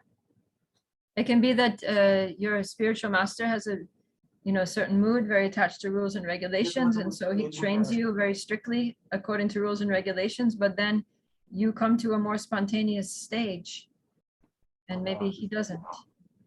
But like we hear that, I guess in one of the scripture, NOI or NOD, I don't know where, that, a disciple can advance only as much as a spiritual master is. So spiritual master should always be, from the highest or the, first, like the, Uttamadikari. Yes, but you can have other spiritual masters. You have Shiksha gurus, like for the example of Shamananda Pandit, right? His Diksha guru was Hriday Chaitanya. So Hriday Chaitanya had a particular mood, and then later Shamananda went to study to Vrindavan. Actually, Hriday Chaitanya Prabhu, his guru, sent him to Vrindavan to study under Jiva Goswami. And while he was in Vrindavan, he had all these ecstatic transformations and, amazing experiences, which led him to performing his devotional service in a particular mood, which was actually different from his guru's. And his guru actually got upset about the whole thing of changing the name and wearing a different tilak and all this. And there was a whole ordeal. And in the end, it was revealed by the mercy of the Lord that Shamananda Prabhu was meant to follow Jiva Goswami now. I guess Radharani herself chastised with the Chaitanya, no? For What's beating. that? I guess Radharani herself, Yeah. gave punishment to Hridaya Chaitanya for, trying to, erase the tilak. Yeah. I wasn't gonna, just in the interest of time, I didn't want to go into all the esoteric details. That's an amazing pastime. You should all read that. It's such an amazing story. But it just shows that, you may develop a mood which is different from your Diksha guru, and then Krishna will very kindly direct you towards a Shiksha guru who can guide you in that mood. Okay, and other question that Mataji I had, can you go back to the previous slide? Yeah. Now that. So like, this prema that, 8 things, in prema that, pranay and, rag, anurag, bhav, mahabhav. So all these things, so like we all know that Radharani is situated as a topmost platform Mahabhav. So all the Ragatmika Bhaktas are situated on these 8, things of prema, 8 extensions of prema, is it? Yeah. Okay. Ragatmika Bhaktas, we're not talking about us. We're talking about Mother Yashoda, Nanda Maharaj, Srimati Radharani, Subal, Sridham, the Saka, like that. Those very like devotees that are completely next level, that we can only just try to follow them. That's all. We can never be on their level. And Uddhav also like worships Krishna, sees as a with awe and reverence. So I guess he also won't come under the category of Ragatmika, is it? Yeah, it looks that way. He wouldn't be Ragatmika. Okay. Because also Uddhava, he wasn't in Vrindavan. It's the Ragatmika bhaktas are only in Vrindavan. They're not in other parts. Uddhava was not a Brajavasi, although he aspired to be. Okay. Okay. Thank you. All right. So yet it says that all of these categories of devotees, all those 6, including Shishupal and Kamsa and the Pandavas, Narada Muni, the Gopis, and so forth, they all achieve the same desired goal of life. So why is it said like that? So the thing is that while demons such as Kamsa and Shishupal achieved, quote, the same destination through their anger and envy directed at Krishna, this indicates that they achieved the spiritual sky.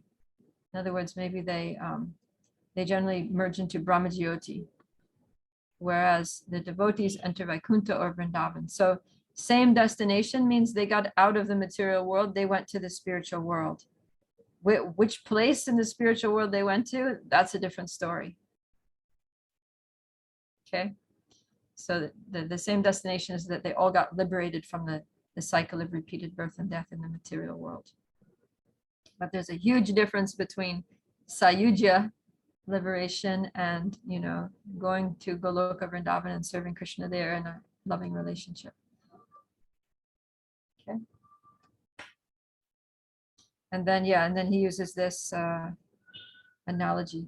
When it is said that the enemies and the dear friends of the Lord attain the same end, it means the same end only in the sense that Brahman and the personal form of Krishna are one entity, in the manner that the rays of the sun and the sun are one. So if you have a little bit of light here coming through the window into a dark room, you can say the sun is in my room, right? The sun is in my room. But if the actual sun was in your room would be in ashes. So there's a big difference between the rays of the sun coming into and the sun itself. And that's the analogy that Rupa Goswami gives between the destination of the demons, like who are absorbed in thought of Krishna, and the destination of the devotees who are absorbed in thought of Krishna. Just one thing here. I mean, like we see some example, especially if we see Prahlad Maharaj or Dhruva Maharaj, they haven't yet gone to the spiritual world, although they were thinking favorably. And they, although thinking in an envious manner, have already reached the spiritual world. So how it appears a bit weird, to be honest. It appears what? It appears a bit weird that, they have That Prahlad and Dhruva didn't go to Goloka, but we're thinking that we will. No, I mean, they haven't, they will go in the future, but they haven't gone till now. They will go, of course, undoubtedly in the future. Dhruva Maharaj and Prahlad Maharaj, after, their reign over as the king is over. But we see that enemies have gone to the spiritual world. So it feels a bit, weird that, Prahlad and Dhruva Maharaj haven't gone. And these are the two people whose stories Chaitanya Mahaprabhu used to hear the most, and Kamsa has already gone.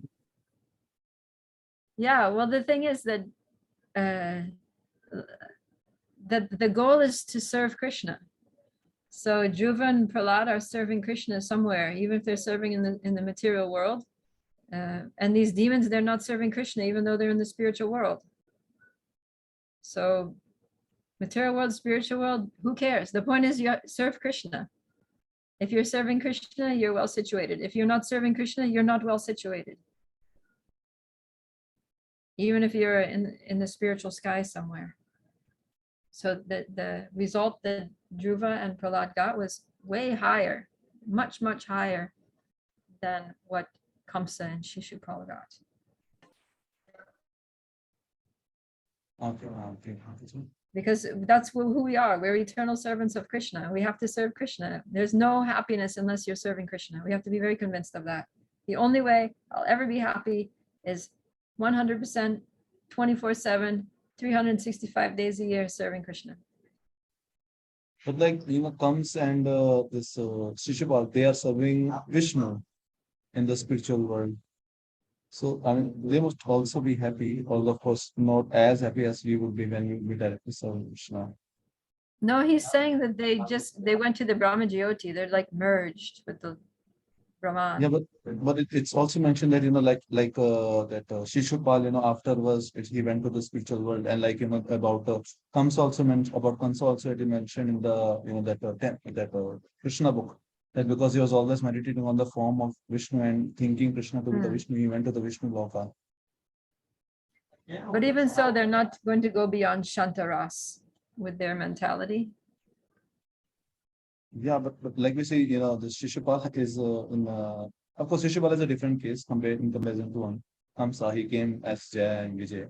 But, yeah, and Kamsa, No, he wasn't. No, like isn't he was Jaya Vijay and he was No, there Kamsa wasn't. Kamsa was No, not no. Jaya Vijay. No, that was Shishupal. Oh, Shishupal, yeah, he was. Yeah. So Shishupal went back to his Dasya, which was the original thing. But you mean to say that Kamsa would have gone to Shanta Bhava, is it? No, I'm saying Kamsa didn't go past Brahmajyoti. But like Mataji in the Krishna book is mentioned that he was meditating on the Vishnu form, so he went to the Vishnu Loka. And that he came from the spiritual only as that Mama of Chaitanya Mahaprabhu, I forgot his name, Chankazi. Chankazi. Yeah. Yeah, there's some I can't remember. There's some explanation where it explains that Sarupya Mukti that Kamsa got, that it's not the same as like he doesn't become an eternal servant of Lord Vishnu in Vaikuntha. It's some different thing there. I can't remember what it was exactly off the top of my head though. Okay, but now has he become, after doing the pastime of Chankazi in the Chaitanya Lila, now has he attained liberation? Seems like, yeah, because he became favorable, right? He was supporting Yeah. the Sankirtan movement. He was chanting. Yeah, so by the mercy of Lord Chaitanya, then everything changes. Okay, that's Okay, wonderful. we have to go on here. Yeah, thank you, Mataji. All right, we talked about this. What about demons who have attained Sarupya? They merge into Brahman. Some of them, even though they attain. Okay, here, look, this is the answer to the question, Prabhu. The enemies of the Lord generally merge into the impersonal Brahman. Some of them, even though they attain the semblance of a form similar to the Lord's, Sarupya Basa, remain absorbed in the happiness of Brahman. So even though they may get a form like the Lord's, their consciousness is not of service. Their consciousness is still enjoying the happiness of Brahman. So even though they have the form of Vishnu, but they're not, they're still not serving. They're not getting that. They're not devotees, basically. Okay. Yeah, there it is, right in the words of Rupa Goswami. It's not exactly Sarupya, it's Sarupya Bhasam. It's like shadow Sarupya. Okay. All right. So then this is a little bit about eligibility. From the point of view of the eternally perfected Ragatmika Bhaktas, such persons are in a gradual process of awakening and still harbor some subtle anarthas. The Srila Prabhupada writes of the Raganuga sadhakas that there is a gradual development to the ambition of becoming like a particular devotee. And this is called Raganuga. And the important word here is gradual. So this is talking about who can come to the point of, who can practice Raganuga Bhakti, basically. It's starting to get into that discussion. And what Prabhupada is saying is that it's gradually awakened. It's not that, all right, I've been doing Vaidhi Sadhana Bhakti for 10 years. Tomorrow I'm going to do Raganuga. It's a very gradual, it's like the way a child grows. It's like you don't see them growing, but all of a sudden they're grown up. It's just a gradual awakening that happens imperceptibly in the devotee's consciousness, their attraction, their internal meditation changes. And then here's more. This is from the Prabhupada lecture on the Nectar Devotion. Go ahead and someone read these, please. Transcendental platform means above the three modes of material nature, which is called Brahma Bhuta. Without being in liberated stage, nobody can be engaged in devotional service. Bhakti begins when one is actually liberated from the influence of the modes of material nature. Actually, we are in a material state, but we are being trained up But even in the training period, if one is sincere and serious, he is liberated. He is liberated. It is so nice. Krishna consciousness is so nice that even in a training period, although he is not mature. All right, so because it says that Ragatmika Bhakti is practiced by someone who's liberated, but then Prabhupada gives this very easygoing, kind of easygoing definition of what it means to be liberated. It's to be sincere and serious. That person is liberated. And we read that in the beginning, the very beginning of the last chapter, right? That the only qualification is that it requires nothing more than sincerity. So that's what is being emphasized here. Mataji, can you explain the difference between sincerity and seriousness? I mean, we hear this word sincerity, especially that it is the most favorable thing for advancement, one quality of sincerity. So can you, give exact definition of both of them? Yeah. So sincere means without any material motivation. So that's kind of the anya bilashita shunyam, jnanakarma dinavritam. It's sincere. It's without material motivation. It's without desire for liberation, without desire for, any fruitive result, no other desire except to please Krishna. And then serious, then that's the next part, that anukulyena krishnanushilanam, that you're seriously engaged. It's a cultivation. You're working hard. You're applying yourself according to what Krishna desires, in a way that Krishna desires. Thank you. Okay. All right. So then what is not Raganuga Bhakti? The Siddha Pranali process, which is followed by a class of men who are not very authorized and who have manufactured their own way of devotional service. They imagine that they become associates of the Lord simply by thinking of themselves like that. This external behavior is not at all according to the regulative principles. The so-called Siddha Pranali process is followed by the Prakrita Sahajya, the pseudo-sect of so-called Vaishnavas. In the opinion of Rupa Goswami, such activities are simply disturbances to the standard way of devotional practice. That's what Prabhupada says. So we can't just imagine ourselves that, yeah, I think I'm a gopi, or maybe I'm a peacock or whatever, and then start like imagining that you are artificially and that you've become that just because you want to become that. That's not Raganuga Sadhana Bhakti. Okay, Rukmini Karisevani? Mataji, the meditation we did day before yesterday, whatever form I like Krishna, I served him. So still when I read this, so I get confused that of course if somebody is in a male body and practicing like a gopi, but he would not wear sari and all that, that is understandable, that he will not do all this externally. Internally he can go for it.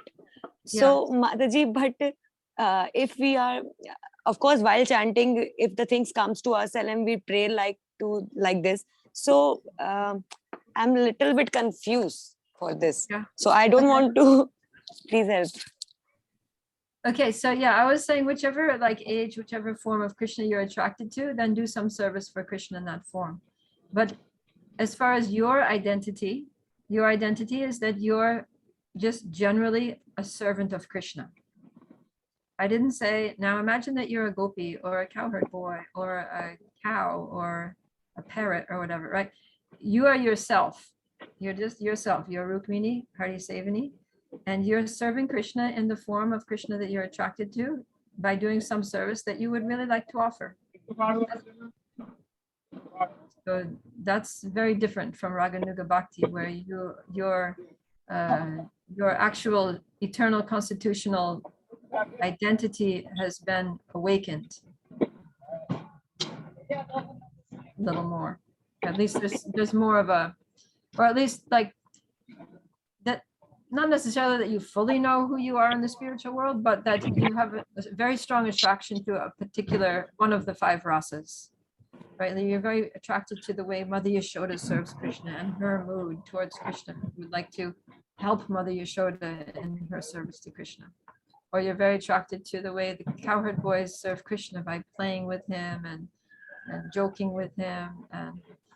taking care of the cows with him all day, and you would like to serve Krishna in that. So it's like that. But in the beginning, we don't know who we are, but we have an attraction. So we can just meditate on that. That's all. Raganuga Bhakti is you start meditating on that. You start hearing those pastimes, meditating on them, thinking very deeply, trying to visualize the whole scene in your mind, and then see what happens. Just see where Krishna leads you in that meditation. Mataji, as we when we hear that, just like I take an example that Radha Krishna Prana Mora Jugal Kishore. In this bhajan, whatever the lines, if we are meditating on that, so it means that I am trying to, with feeling, if I understand the meaning, so it getting me confused that I'm going on a wrong way or right way. I mean, that song is that's Narottam Das Thakur's song, right? So that's Narottam Das Thakur's meditation. That's him expressing his transcendental longing for serving the divine couple. It's not necessarily your meditation. It's not necessarily your longing for service to the divine couple, but he's expressing it as an individual. And there will be many devotees who are attracted to that also, that mood. But, and also because it just so happens that most of our acharyas are in Madhurya Rasa, right? The 6 Goswamis are all manjaris in the spiritual world. So the writings of our acharyas are very heavily biased towards the conjugal rasa, which may make us think that that's where we should be. But not necessarily everyone, it's not that everyone ISKCON is going to be a gopi, or manjari or in conjugal bhav. So we have to just, you are who you are, and you are eternally that, and it's not going to change. And so we just have to practice our sadhana bhakti, and these things will gradually be revealed. And Mataji, at the stage of attachment, one comes to know about all these things. Yes, when you get to like Nishtha Asakti platform, then these things start to awaken. Thank you, Mataji. Radhika Radha. Mataji, this Siddha system that, like it said that, a particular sect of Prakritis, Sahajas follow them. So of course, there are these people who follow them and, do all sort of drama. But there are still the people who follow genuinely also, no? Isn't it in Vrindavan? There may be, yeah. I mean, like I was saying before, you raised this question before. Yeah. That it is an authorized process, but it requires authorized people to practice it. Okay, got it. And like in Mataji's, after this Mahaprabhu, he went away. Then all this Mahaprabhu, Chaitanya Mahaprabhu. Yes. So in the middle era, when Mahaprabhu and Narottam Das Thakur, they all went, then that era that started after them until the point of Bhaktivinoda Thakur. We see that, Sankirtan process or, the preaching thing wasn't the way that Mahaprabhu, spread it. It wasn't the same way in Gaudiya Sampradaya. It more or less became, Smarnam thing became more dominant over the, this Kirtan or Shravanam thing. So devotees were more or less, taking Babaji Vesh and, doing the Siddha Pranali system and meditating on the Ashtakariya Leela. So what's the reason that, this change came, although everyone know that Mahaprabhu wanted, Sankirtan area to,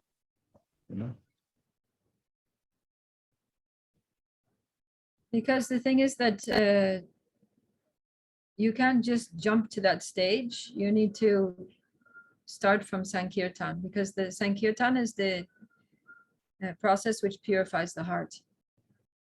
Cheto Darpana Marjanam, Bhava Mahadavagni Nirvapanam. So that we need to first purify our hearts before we can come to this stage. We can't just jump to this stage and start, reading Govinda Lilamrita. Actually, my question is, yeah. I'm sorry. Actually, my question is that why did these people, devotees, of course, they're all acharyas for us, but these acharyas, in that middle area, in the middle era, why didn't they, took to Sankirtanam as the, their process? Why were they absorbed in, the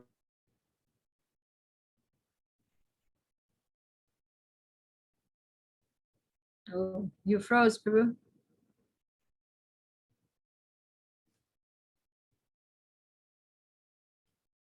Guess we have to wait for him to come back.